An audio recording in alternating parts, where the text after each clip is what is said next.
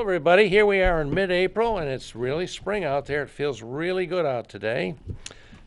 Trekking on the rail trail in Goffstown was a fun thing to do this morning, and one of our guests joined me in that. That's Claire Monier. Speaking of which, you can get your own Goffstown Rail Trail T-shirt at Auburn Hardware in Bernardville. Well, I think you generate some customers here for two of us.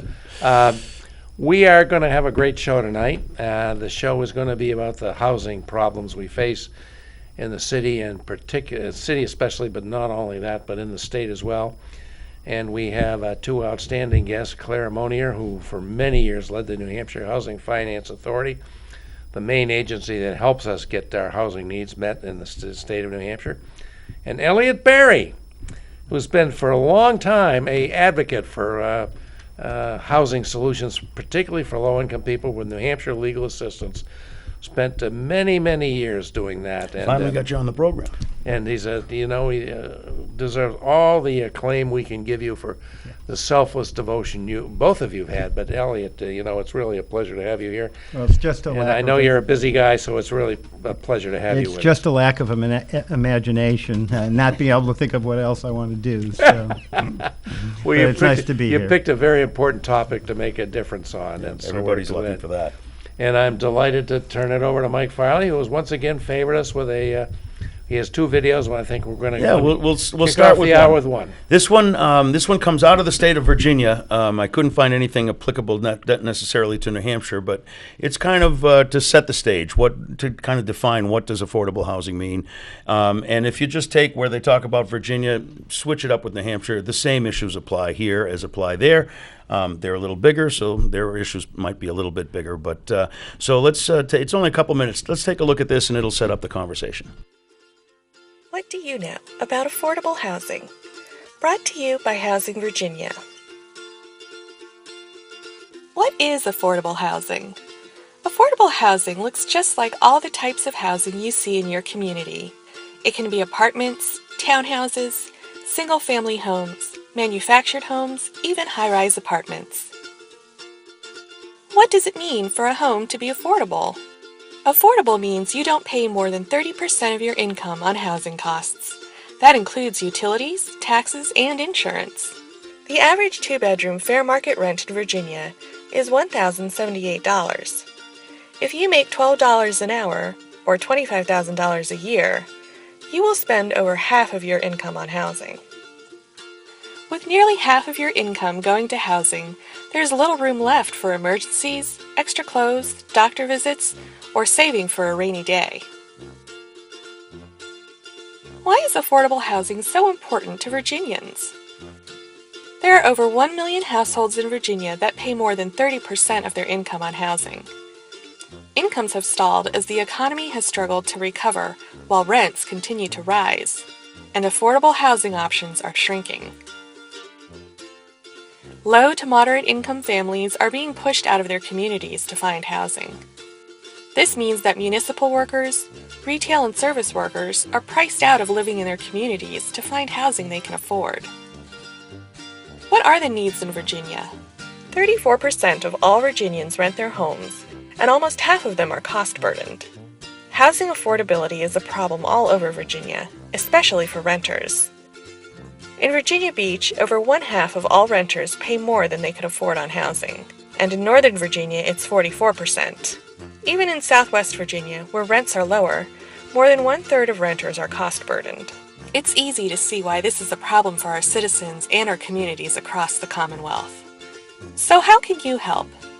Understand the housing needs of your community, and learn how other communities are addressing needs so that everyone, from working families to retirees, can have a place to call home.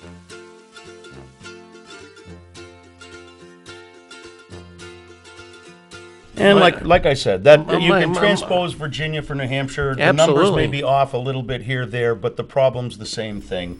And you have probably situations in the south of the state that are a little different from situations in the north, but it affects people in the same way. So I just thought we could, kind of defines a few terms, and we can start talking about them and maybe interpolate that for New Hampshire. Who wants to go first? How about you, Claire? Okay. Well, as I look at that, I have visions of Bob Ritchie, who was my counterpart in Virginia at the time, and we had a national organization. And part of the function of the national organization was to inform us of what's going on in Washington. We had to make the tax credits permanent. We had to do a bunch of little stuff. And there had never been a woman president of the trade association. So, of course, I ran for the presidency. And I was the first woman to become head of that organization. And now there's a whole national organization of women in affordable housing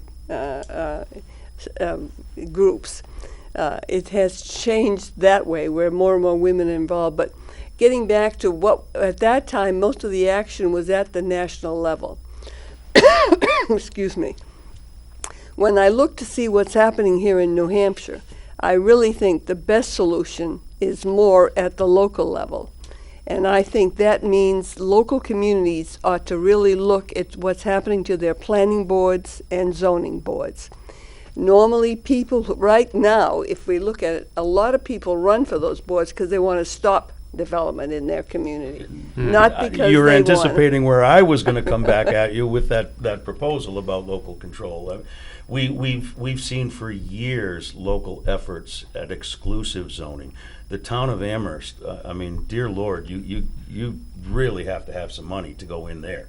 They're not helping with affordable housing. Other towns, I don't mean to stigmatize one, but other towns are following suit. Wealthy towns don't want affordable housing. I Affordable think for them. all kinds. In fact, I think we get more resistance from communities who are not wealthy. Interesting. I mean, just don't want I can change. tell you that I've been involved in 3 lawsuits challenging exclusionary zoning. The first one was Atkinson, which is a wealthy community. The second one was Chester, which is not. And the third one was Ossipee. They were all successful, but progress is very, very, very slow. I mean, there's no question that, people have this vision of a, bucolic country living. And the idea of especially rental housing, multifamily housing, is just something they often don't want a part of. But it is causing, macroeconomic problems in terms of employers finding jobs. But the people I see, you just can't find anywhere to live that they can afford. And so, not surprisingly, you're seeing homelessness actually, all over the place. The affordable housing problem extends way into the stratosphere as far as housing costs. There are people with plenty of money who can't find a place. I mean, they're much more secure. They're much more comfortable. They're not homeless, but they can't find something that they may need for a growing family. The market is the median housing cost right now in New Hampshire statewide is over $400,000. Yeah, so that's that gives you a pretty vivid idea, and there's no inventory. I have a colleague who's been looking for a home to buy. He sold his condominium, so he has some money, to put down. He has been looking for a year to find a place. Mm-hmm. The market is the worst that I've seen. I moved to New Hampshire in 1975. It has never been tighter and more difficult. Yeah, for people. that's what I wanted to ask you both about. You both had long-term and distinguished careers in dealing with housing issues. And I guess you're telling me you've never seen it as bad as it is now. You agree with that, Clara? Yes, I do. When you think back, I was thinking we've done over every community we want to do affordable housing, and opposition shows up. And we figured at one point in time, if we did a tough project and sold it, it would be a model that we could take to other communities. And that was Osprey Landing in Portsmouth. It was a tough project, but we did it and put the deal together. We had to take it out of bankruptcy court. We had to husband tax credits to make sure we could do it, and it worked. And it was we got a lot of opposition for the community. Believe me, That's always going to be there. Okay, that was it. But when it came to the ribbon cutting, the same people who They all opposed showed up, it, didn't they? they all showed up. But that's all right. That was our long as the model job gets project. done. Yeah. But do you think it really affected the way people thought about affordable housing? No, You could it bring did all the not. pictures of the ribbon cutting to all Right. the other towns, and they still didn't want to hear it. They Can still I didn't ask want- something, because I don't know the answer? Where is that project now? Because I've always been concerned, and I have got no data to back up this concern, that you bring in a really good, solid, affordable housing development. But over time, things change, markets change, original owners go away, new associations come in, and all of a sudden, doesn't that housing stock just end up right back in that full market? Or No. can you explain a little bit Well, about that? Well, How it's does that- complex. You have to realize first, we prefer to have nonprofit ownership. And in our tax credit program, I think, Elliot, you were part of the group lobbying us to make sure nonprofits were given priority. And at New Hampshire Housing, when I was the head of it, we did 400 multifamily projects. 400. My biggest nightmare was for one of them to collapse.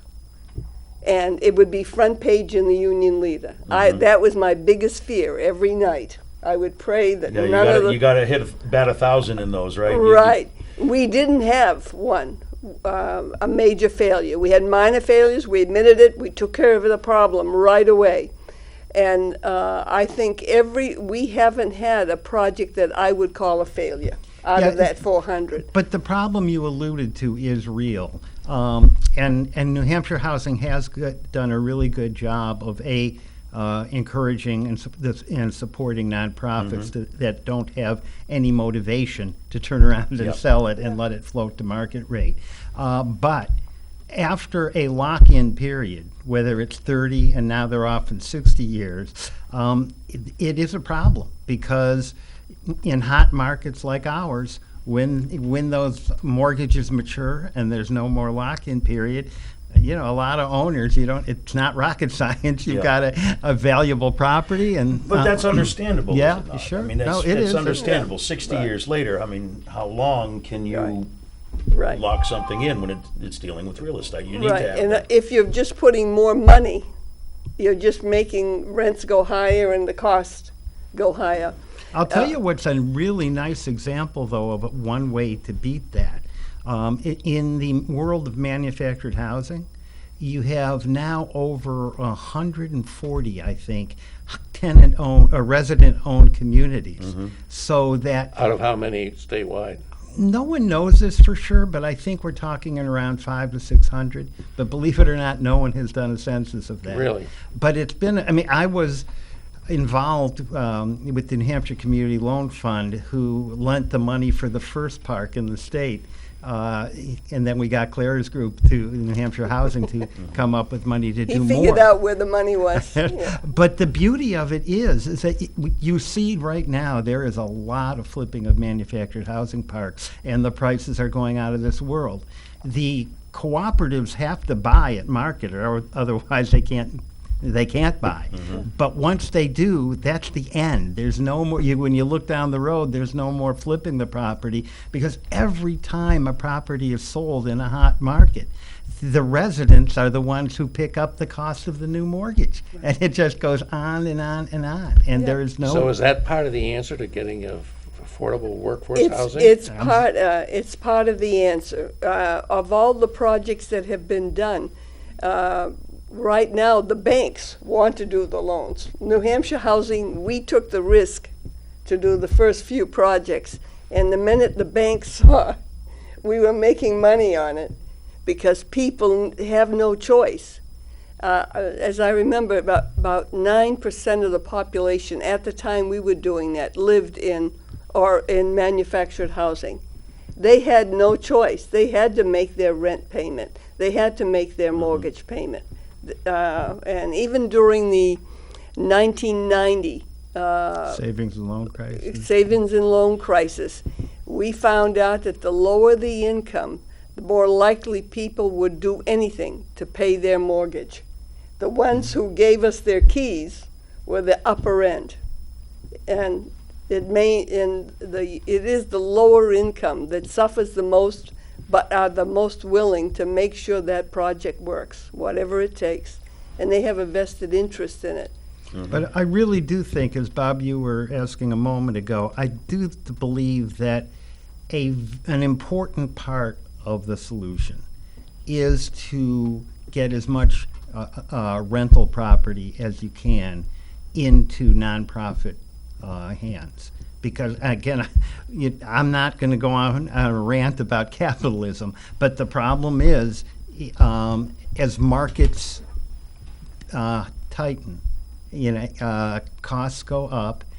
Most private owners in their right mind at some point are going to cash in on that. And again, it's the tenants who pay, and more they can't pay. So, one more point, and that is for the poorest people. For a long time, public housing, which gets a terrible name, but in New Hampshire has done very well.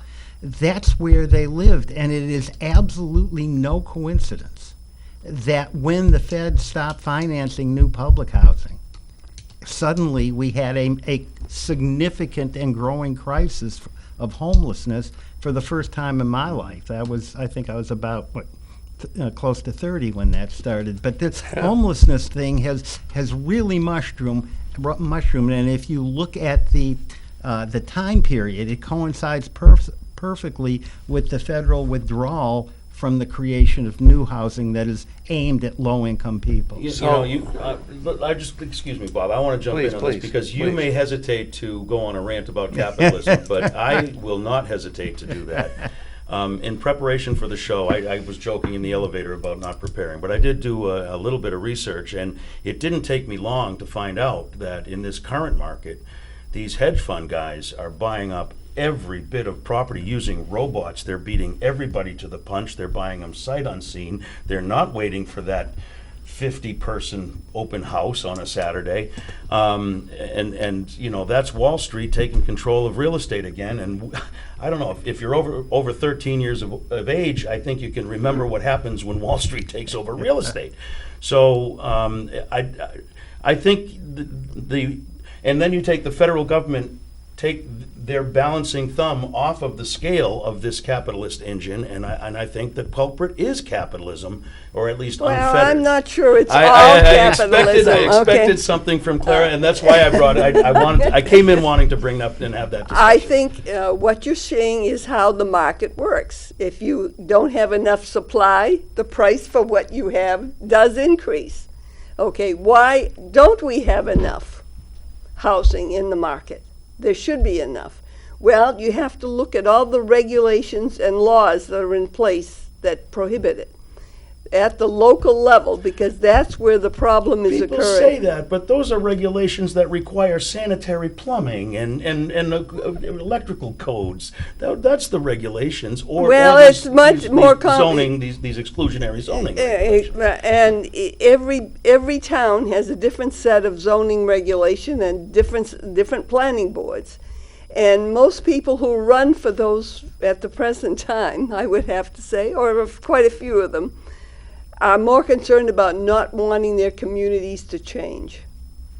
But I'm afraid New Hampshire is going to change, and we can change it in a positive way.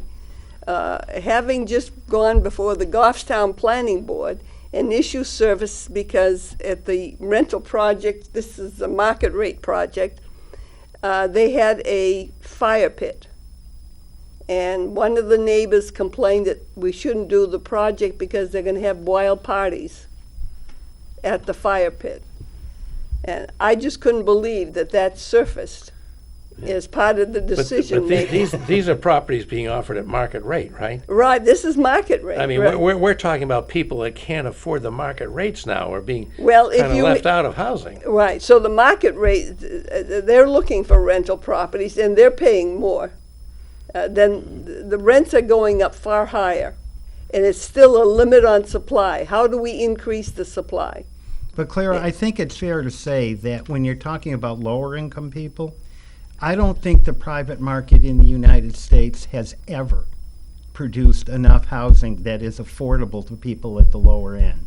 And when you combine that, I'll go back to the problem with the radical change in housing policy from at the federal level, is when they decided they were going to go whole hog on vouchers, where you give people vouchers to go and rent a place in the private market, and they would produce almost nothing new. And So the public housing boom is over. it's There's oh, not God. going to be Oh, a long another time Elmwood ago, Garden, there's yeah. not going to be another Rimmon. The only program we have now that operates in any significant numbers is something called the Low-Income Housing Tax Credit Program. But the problem is what the low-income Is that what units- people know as Section 8? Is No, that- no. That's something different, okay. The vouchers are Section Okay, 8. okay. But with the low-income housing tax credit programs, the so-called low-income units are priced at 60% of median income, which here in New Hampshire, especially as you get near the seacoast, my clients can't possibly afford a unit at 60% of median. We need to be able to produce units, and the Housing Finance Authority is really, really trying with some of the other funds they have, especially to do permanent supportive housing for people, especially with certain kinds of disabilities. But they're trying, but the feds have got to go back to creating units that are genuinely affordable to the people who are most at the mercy of a very, very difficult Yeah. market. Yep, and they're the ones that are visible too. I mean, when we talk about, it's been years we've been talking about the homeless, and that's kind of a inaccurate term. I mean, you can be homeless and not be outdoors. But the unhoused in Manchester, I mean, those are the very most vulnerable. But I do not view that as a housing problem. I view that as a social services problem. The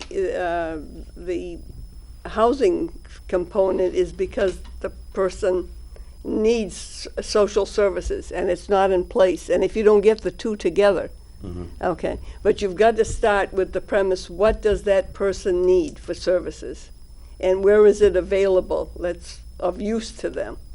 Okay. That's the important component. Use to Okay, them, and then, we combined services with housing.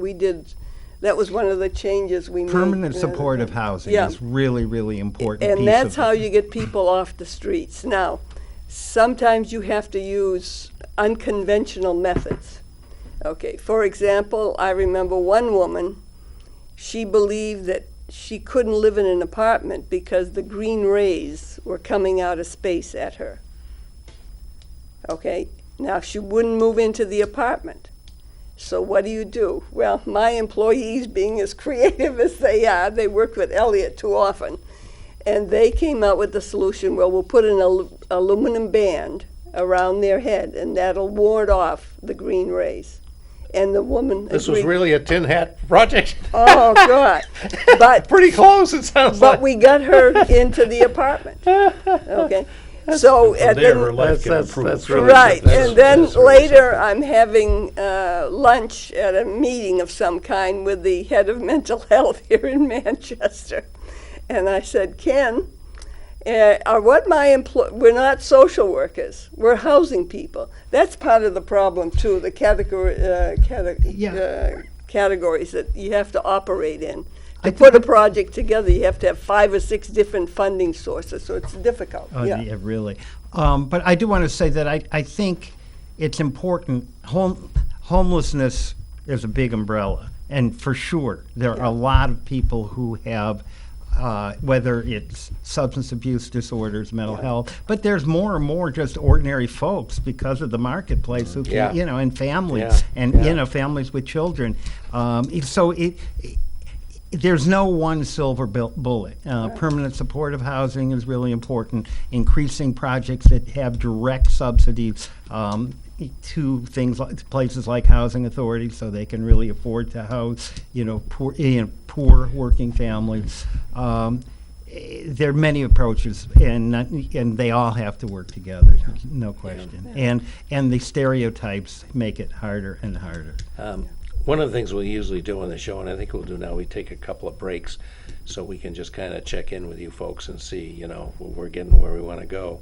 and to urge people to call in. You know, we love our callers, so call in, folks, 603-640-3091. We've got two outstanding guests to talk about one of the major issues facing our state, not just our state, but our state and our city, particularly the lack of affordable housing, which is a big, big problem, not only for the people that can't get the housing, but for the whole society, I would say. It affects everybody. It affects everybody. So we'll take a very quick break, and we'll be right back with our two excellent guests. And please call in. We'd love to hear from you.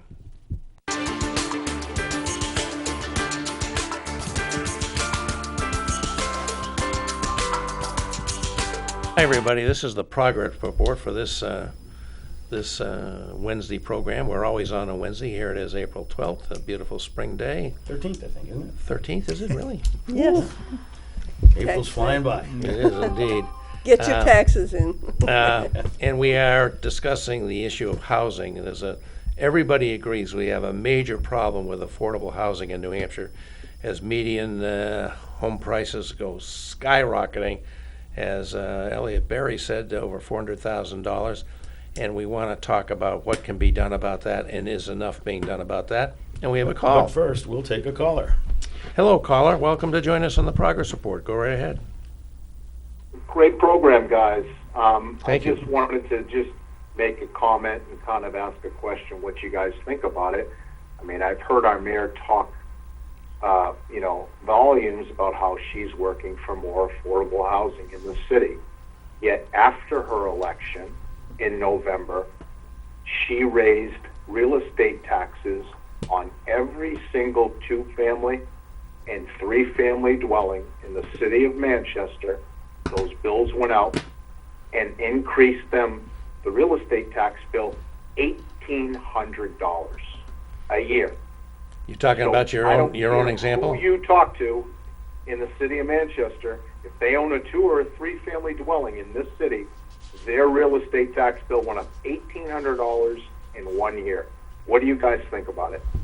So- That's a great question. Thank you for the question. It's Yeah, I'd another like- component, the municipal burden that. Yeah, I'd really towns like put to on their address own. that, and it's probably not the answer you're looking for. But if you think about the services that Manchester is obligated and needs to provide, and the cost of all that goes up, and then they also are under an obligation to do real estate reassessments. So the hotter this market gets, existing property owners are the ones who get hit with the higher assessments and the higher taxes. And one thing that I have believed ever since I stepped foot in this state in 1975 is that an economic system here in the state that is based overwhelmingly on municipal property taxes. It may have worked in the 1790s when most people lived on farms, but as far as I'm concerned, that makes absolutely no sense whatsoever, and people like the caller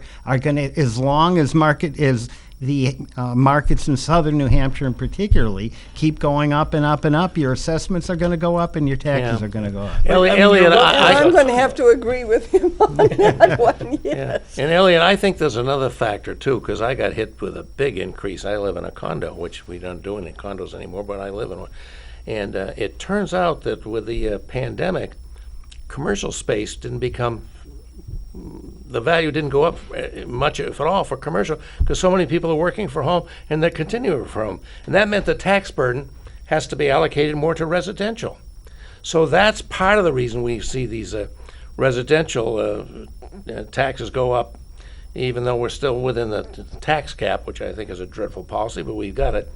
And so that's another part thing of it. with the economy that coming out of this, the cost of living index is what the tax cap's key to, and that's going up. Yeah. So not that you have to spend every penny that you're allowed to, but it contributes to that. Yeah. But Mike, you raised an excellent point as we're going into the break. Let's talk about the income issue. Well, yeah, there's two sides to affordability, right? There's what you want to buy, and then there's what you got in your pocket to buy it with. And I know pretty much my entire working career, wages were stagnant. You had to hustle. You could change jobs. There were change positions. There were ways that you could advance yourself. But as far as what my grandpappy used to do and just go to work and every year things would get better. Those days were gone. Elliot, you alluded a little earlier to the fact that we have had a sudden increase in wages at the lower end. I don't know where that's going to land. That seems to be in flux. But can you talk a little bit about the impact of stagnant and really inadequate wages on the ability of people to find housing? Yeah, I mean, this is something that has been true throughout our history, and it's only as real estate becomes a bigger part of people's investment portfolio, as you were talking about before with the big, hedge funds is a good example.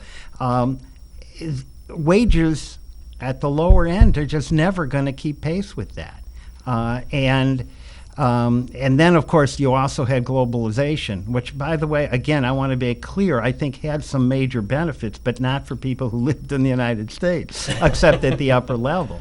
And so that depressed wages, while market conditions kept housing prices going up and up and up, wages have been horribly depressed. And as a direct result of loss of things like manufacturing jobs, which was massive. So, again, it's going to require some intervention on behalf of some level of government or several levels in order to help people combat market forces that are way, way beyond their But there are certain people that have the mindset that any form of government intervention is bad. So we can't, that's going to be a battle. That is not a consensus. But you're seeing unions, employees are starting to organize, and I really think that's important. For the battle. For the battle. And I think it's about time that people understand they have to function as a group, have to organize, and go after what they want, and listen to what the elected officials say, listen to what they say when they campaign, and be careful and know your issues.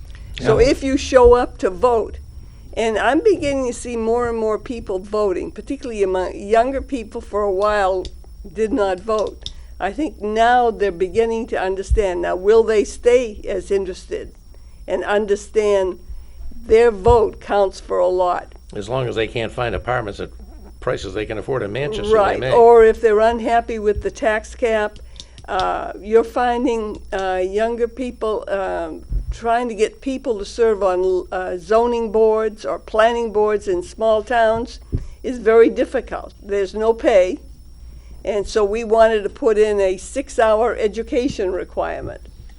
And the governor's answer was, well, you can't even get enough people to volunteer now, and now you're going to put this additional burden. Mm-hmm. But I think they have to understand. You have to understand what's going on at the local level, and it does affect you.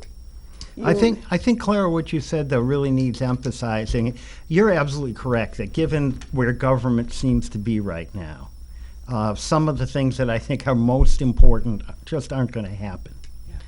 But the fact that unions are starting to make a comeback. Think about Starbucks and Amazon have recently seen some significant union victories. That is a big down deal. In Staten Island and Amazon, yeah. And that, I think, is in the short and mid-term probably the most hopeful development that there is.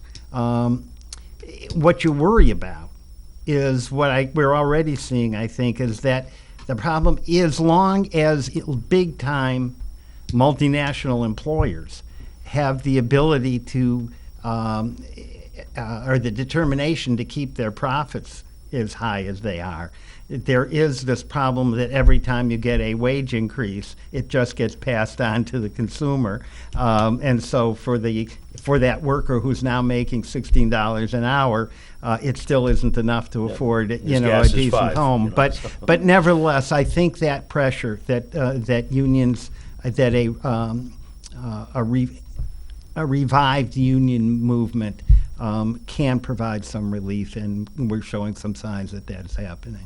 You want to comment on that, Claire? You're a longtime member of the Republican Party, a distinguished career, but she only says that. But I like healthy debate. I think there are, for example, when I was with New Hampshire Housing, I always had Elliot looking over my plans, looking over our decisions. and he would come in and critique it. And he didn't sue us, but he could have, okay, to get us to pay attention.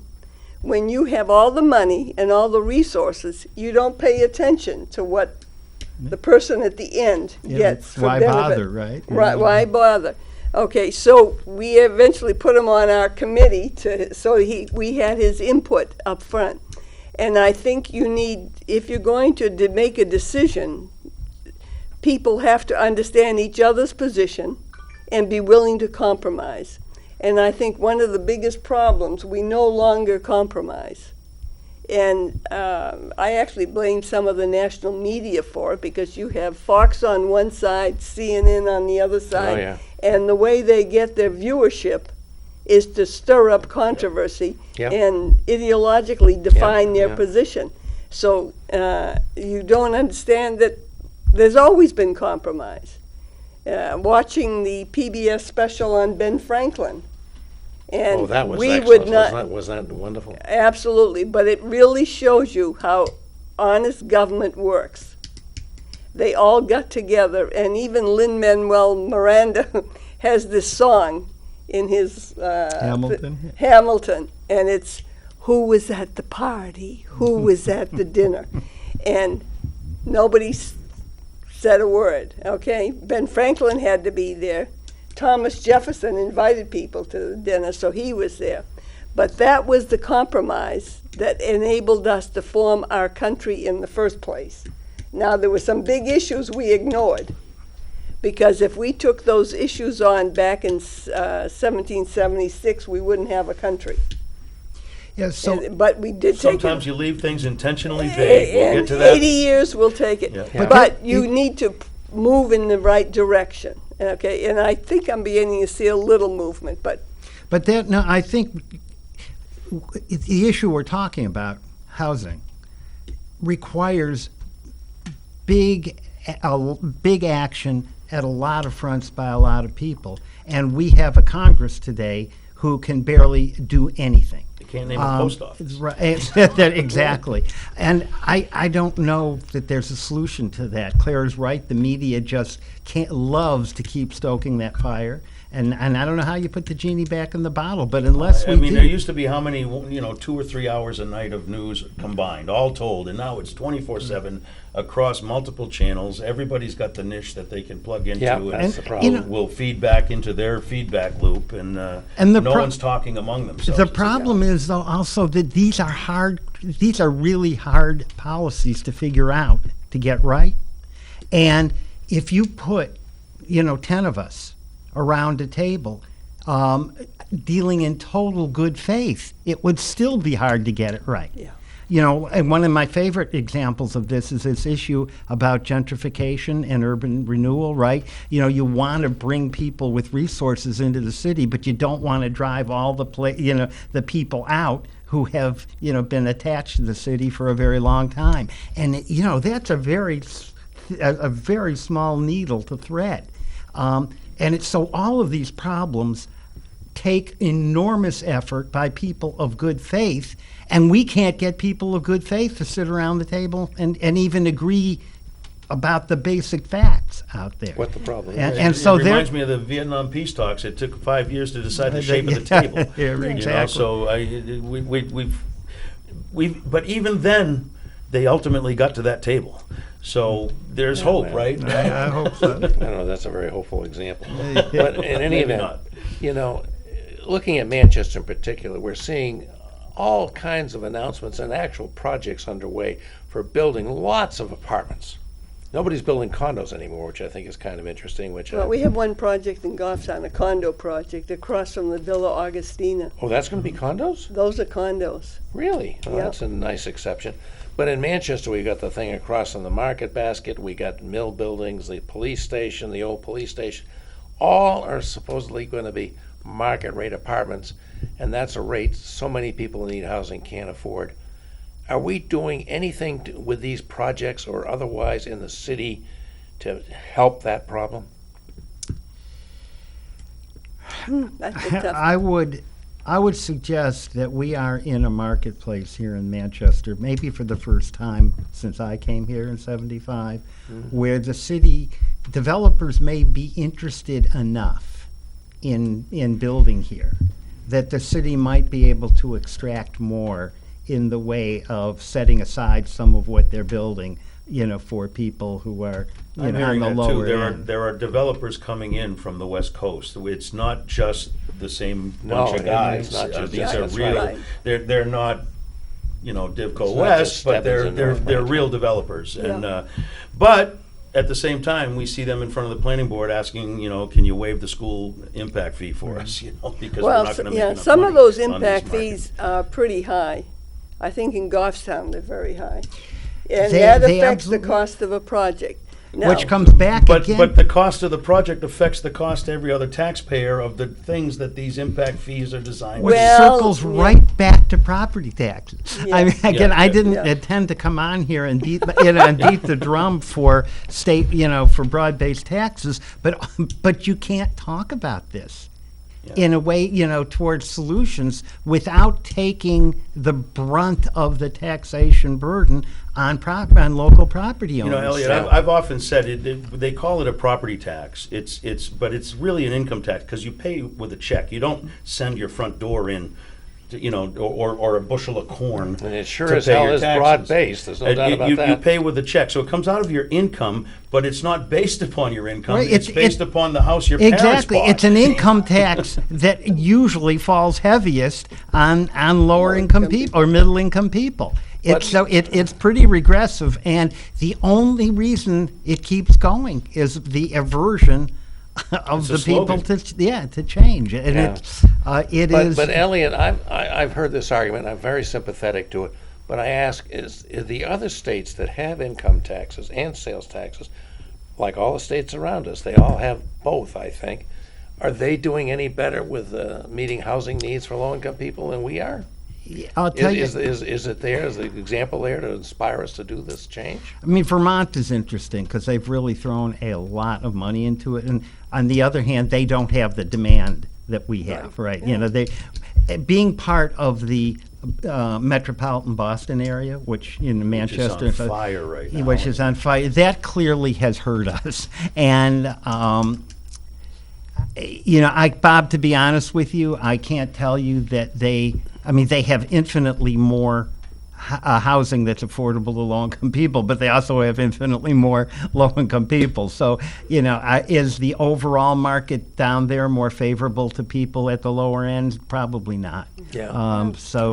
Yeah. There's no silver bullet. I just see the tax problem as something that's a major impediment to having people at the local level accept the development that we need, to begin to cut into this problem. Interestingly enough, it's also, if environmentally, we need to be more dense to develop more dense. Absolutely. But again, the kind The of place in the U.S. that has the lowest carbon footprint is New York City, I believe.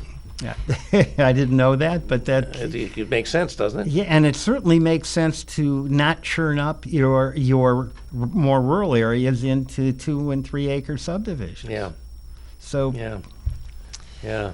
I mean, there are ways to get at this, but if you keep having the locus of decision-making power at the local level as much as it is here, we're handicapping ourselves in a very big way. Yeah, and Really? I'm finding younger people less willing to serve on planning boards and zoning boards. Well, you said that's a big problem in your view, is planning boards and zoning boards that are, Yeah.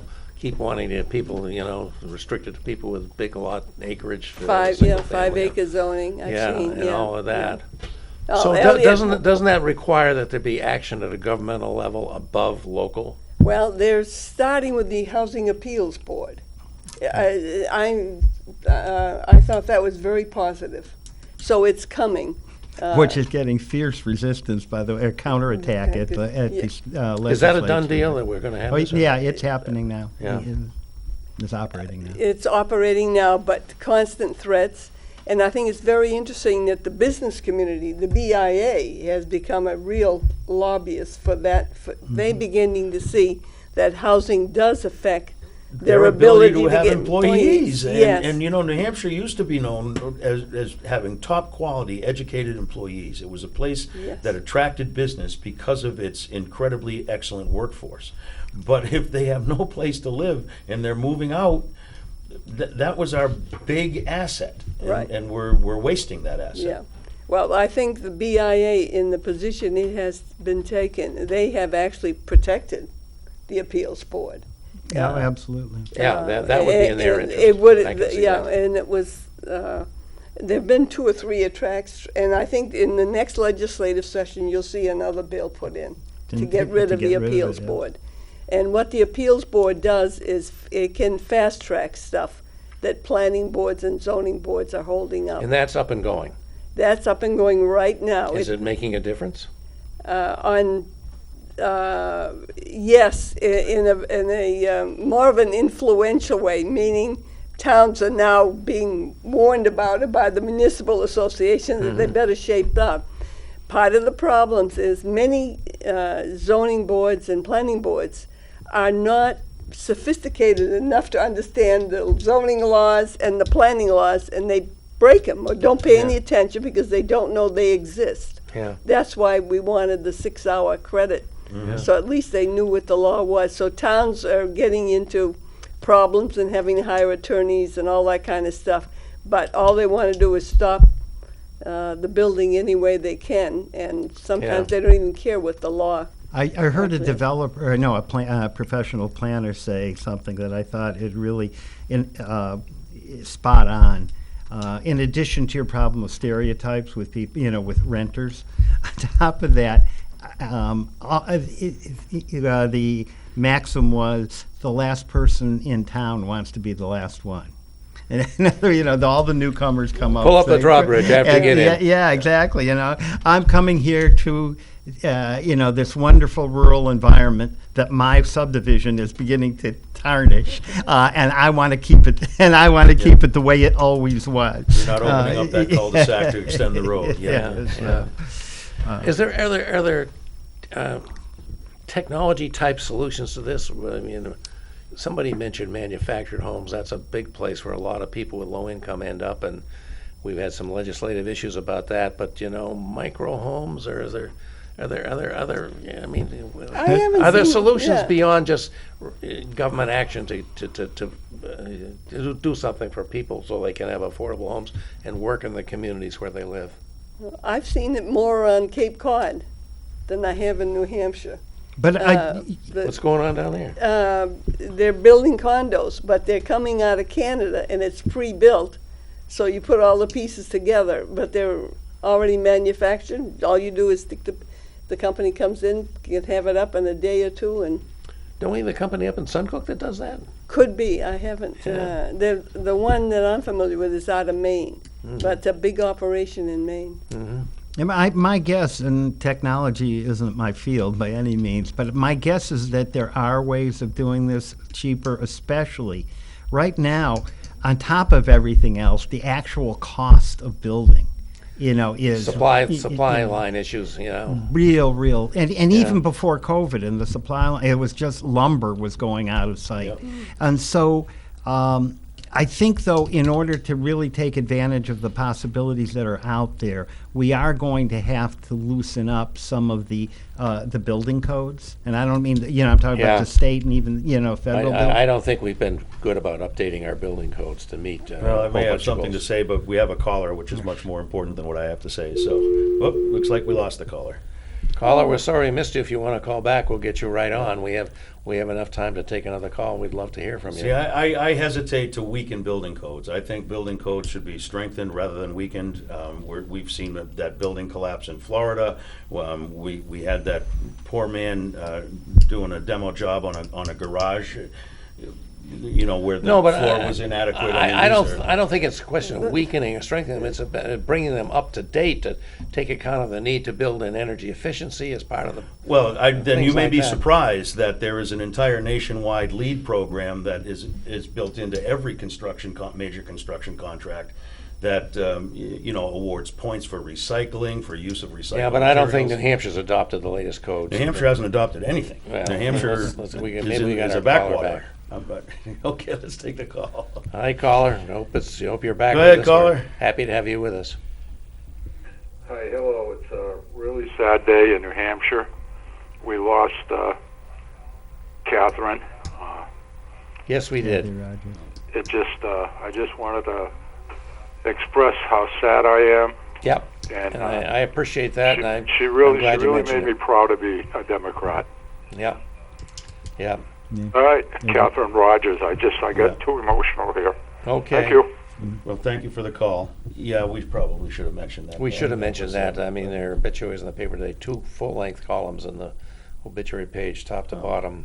And you could work with her as a Republican. I could say she was one of the ones you could talk to Yep. that understood the problems. Following and- on the loss of Doug Lay and Yeah. my dear friend Rennie Cushing and now Kathy Rogers, yeah.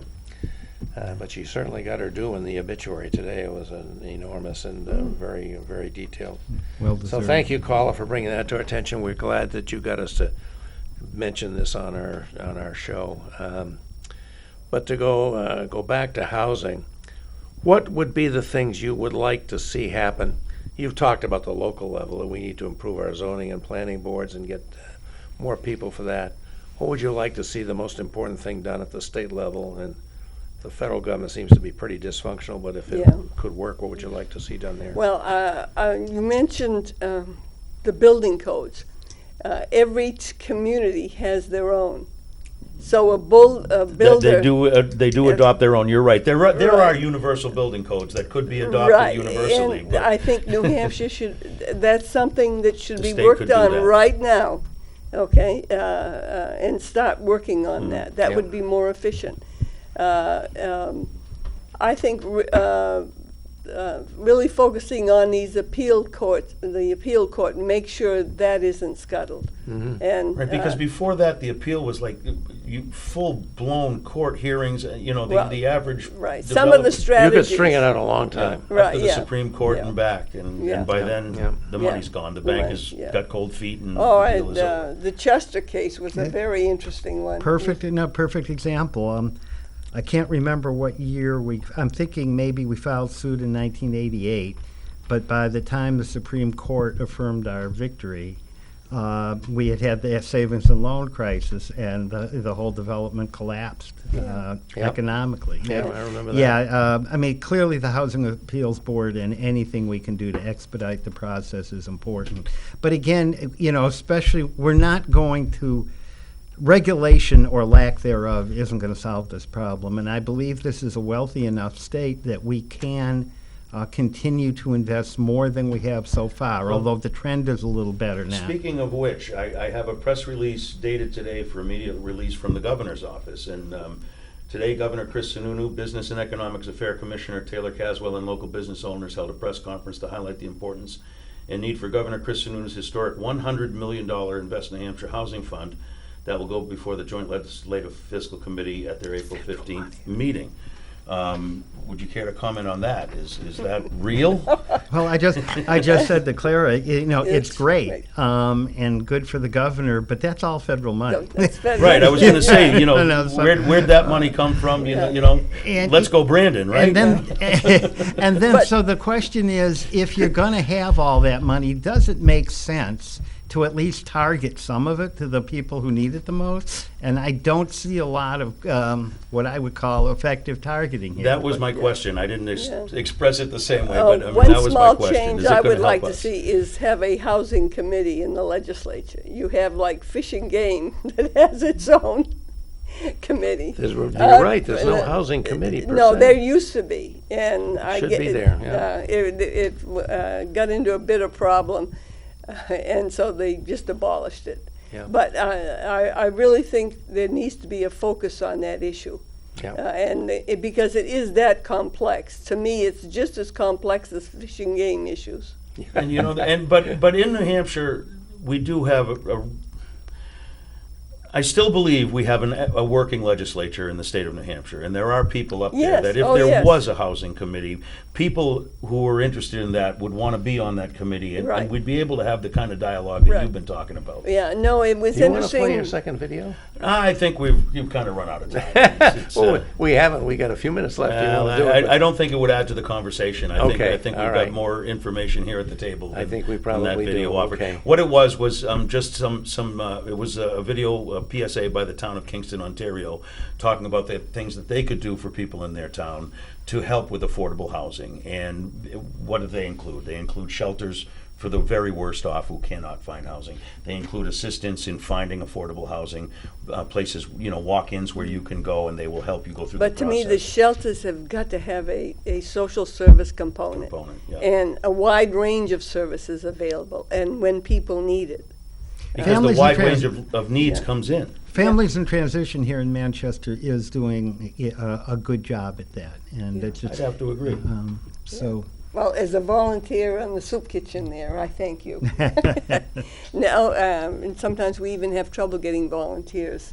And by the way, the soup kitchen has been curtailed because of COVID. I'm with an organization that volunteers as well, and Yeah. they're only taking 3-person teams now just to Right. serve the people who are living in the shelter. Right. Whereas before, it was open to the public and you'd serve 200 meals in an evening. Right. And with 12 volunteers. So, but we're coming out of that. We're gonna get there.